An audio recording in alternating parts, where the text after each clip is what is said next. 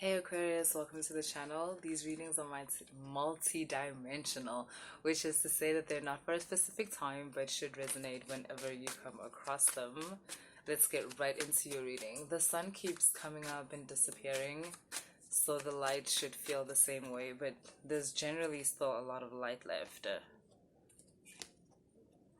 Aquarius, your energy feels very light, very there's a word I'm looking for specifically, kind of like your energy feels like a Disney episode of something, or like a Disney movie. Whimsical, that's what it is. Yes, like this. Whimsical, like this, right? Even this, very whimsical, which is how I feel. Like it's like being on mushrooms. Yeah, something like that, which with much less anxiety, right?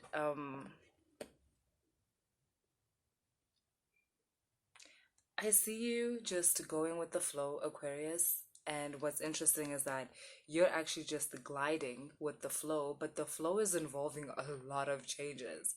Changes that literally might also include where you stay. Your changes might include location, but you are going with the flow. You are flowing with the flow. That's what you're doing, Aquarius. You're flowing with the flow. And the reason why I was mentioning the changes is that the changes seem quite abrupt, or they're not changes that disturb like your energy or whatever, right? They're not negative. They're positive changes, but it's changes that would naturally overwhelm someone or something, but not you. You're having a very whimsical experience of things changing in your life.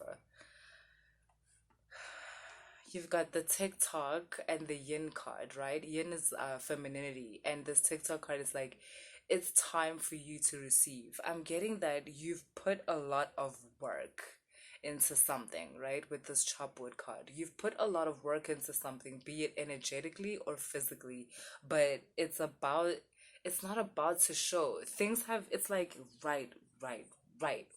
You've been expecting to see like changes and results and all of that, and you've kind of been feeling like, okay, it's not. But your understanding of nature allows you to not be impatient or want to do too many things at one time. Your nature allows you to be detached from a certain process and allow it to do its thing. And what's basically been happening is that while it was looking to you from your perspective, and it's because you're the engineer of this entire change, it was looking to you like nothing was happening, but something was definitely happening. You were just not privy to that information. It's almost as if it was going right above you. The results of your actions were going right above you, which is strange, but that's what was happening. And it's like now it's time for you to actually see those results. And it's coming across in this yin card, it's coming across as receiving. You're going to experience results of certain actions that you've taken, results which are big changes.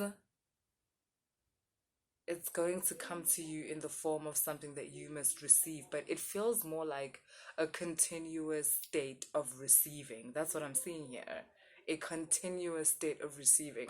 And also, the way these hands are out with the clock, it kind of feels like for all the time that you've given to a certain craft, for all the time that you are going to give to a certain craft, there's this reciprocal feeling from that timeline where, okay, in that case, receive all these tools that you're going to need in order to be, the best at whatever this is, or in order to fully take advantage of these like changes that are happening, right? Your last card is new life. I'm just going to clarify that because I'm like, what? Aquarius, so this new life card is being clarified by the Nine of Earth and this Eighth of Earth. Ace of Earth. And these two cards, dude, these cards are just telling me how you've arrived, to be honest. Like, I'm getting here something that's been a long time coming. This is actually reminding me of like, back in the day when you like hear of Mansa Musa or something, and there's that whole journey he makes to Mecca, right? This, this, this feels to me like return from Mecca. That's what this feels like. Like, your reading feels like that. The entire reading feels like the return from Mecca. And you come back and you've completely changed. Not only have you completely changed, there's all these treasures that you've come with, that you've collected from all these different like places that you traveled, that you were. And these treasures can range anything from knowledge to little trinkets, whatever it is. But with this Ace of Earth, it feels like that. It feels like deep knowledge. It feels like occultic knowledge for some of you.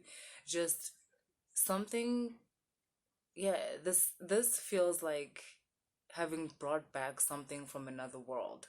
Like going to sleep, going into a dream, and then when you wake up, almost as if the person that went to sleep is not the one that wakes up. It's like you go to sleep, right? You go into a dream. You meet another version of yourself in the dream, right? And you and this version make a pact that that version of you is the one that's going to wake up in this world, and you will carry on living that version's life. Something like that, right? That's not the point. The point is that uh, one version of you went to Mecca and a different version of you came back. And the one that came back, I'm just getting, is about to. I'm hearing like knock some. I'm just getting surprised. A lot of people are going to recognize the fact that you're completely different. Like, you look the same, you sort of sound the same. I mean, fuck it, you're in the same body, but I think, to be honest, immediately people are going to notice. It's going to be a weird, like, science fiction thing about how that's not Susan. Like, it's gonna be so weird. This reading by itself is so science fiction. It's such an obviously Aquarius reading for me, and I am so curious. I want to go into it a bit more. So I'm gonna shuffle for another spread. I'm so fascinated. Aquarians are so weird, like, and the starseed aspect of being an Aquarius, like, allows for um a trip around the galaxy through expansion of consciousness. So I love that kind of energy.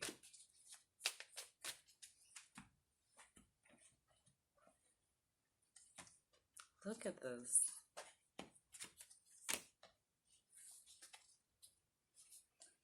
Yeah, so you know what? I'm gonna carry on kind of like the example of going into a dream, meeting a version of yourself, and that version comes back, right? It's like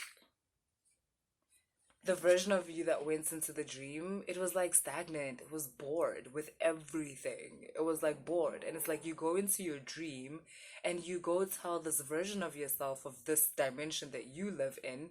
And that version of yourself finds it very fascinating. They're like, that would be perfect for me. That's actually even like crazy. Like, now I'm getting a whole nother aspect of it where you've kind of never felt at home, like in your everyday life. And the version of yourself you meet in your dream has kind of never felt at home in that dream. And when you guys meet in the dream and speak to each other, you realize that you, who went into the dream from the sleep, right, would feel perfect in this dream, and the way that this version of you is explaining life to you. And this version of yourself is also realizing, wait a minute, everything you're explaining, which seems boring to you, feels uber exciting to this version of you. So you guys decide to swap places. That's basically what I'm getting. This is insane, but it's a really, really cool Aquarian story, and I'm really happy to be like telling it. But yeah, like I said, you've never really fit in, you felt, into your everyday life, like since you were a kid. And it's like you meet this version of yourself, and okay, it's funny, like the whole trajectory like changed here when I brought up these two cards. Because this, what I'm talking about now, is the version of you that came back from the dream, which is not the version of you that had the dream. Isn't it interesting? Look at this. It's completely two different versions of you. Like, this is you who went into the dream. I mean, do I have to say anything? It was time to let go. And this is the version of you that came back from the dream. This is fascinating. I want to know what this energy is. It's light, that's what I can tell. It's aware. And so, yeah, like I said, these two cards are telling me about you leaving this dimension. And this water is also supporting how, like, leaving through a certain feeling or leaving through a dream, leave, maybe you did really leave through a dream. And a certain version of you came into this dimension through a dream, which this for me is also supporting. The Seven of Fire is supporting that. It's like this third element, which is this dream space where you can travel. Um, or this unknown secret that one could actually travel through time and space in dreams. But I want to know about these two cards, so I'm just going to clarify these quickly. Whoa.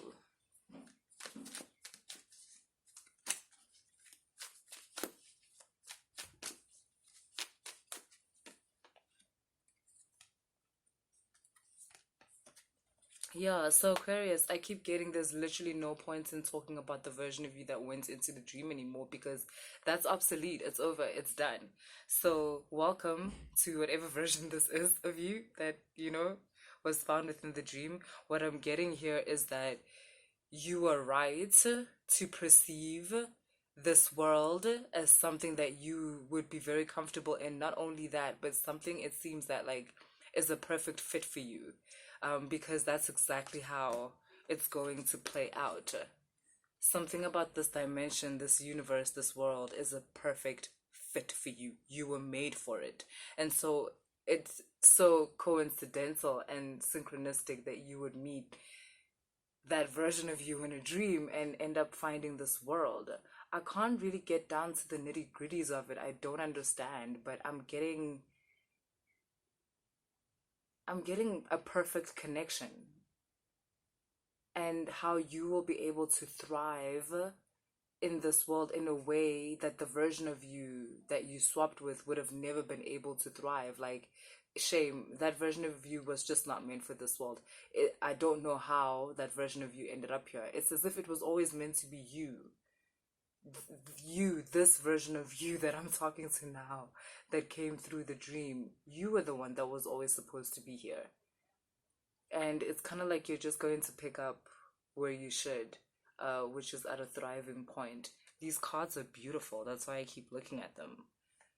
They're talking about you and aspects of you and how you're beautiful and exquisite and different. You have these characteristics like a mermaid. That's the thing. Um, you're going to attract a lot of attention because you have the characteristics of an otherworldly being. People may not understand what is it really about you, but what it is that you look like something from another world. You feel like something from another world. You have very high dimensional concepts which are going to allow people to, whenever someone is around you, they're naturally going to feel safe, feel loved, feel supported. Yeah, like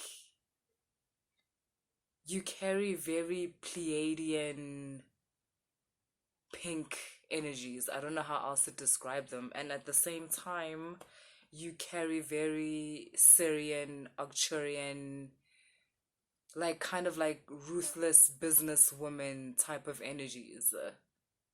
Because I can also see that one of the ways in which you're going to thrive in this life is through running a business that you will run most effectively. And at the same time, your energy is going to make it so that you have an easy way of attracting everything. It's not that. It's not about attracting what you want or attracting what you need, even. It's about some kind of like an infiltration. There's a way in which you communicate with the world. The world naturally wants to give you whatever it is you need. Okay, Aquarius. I think we've gone as abstract and as out there as we possibly can. Thank you for that experience. I hope you enjoy the reading too, and I'll see you later.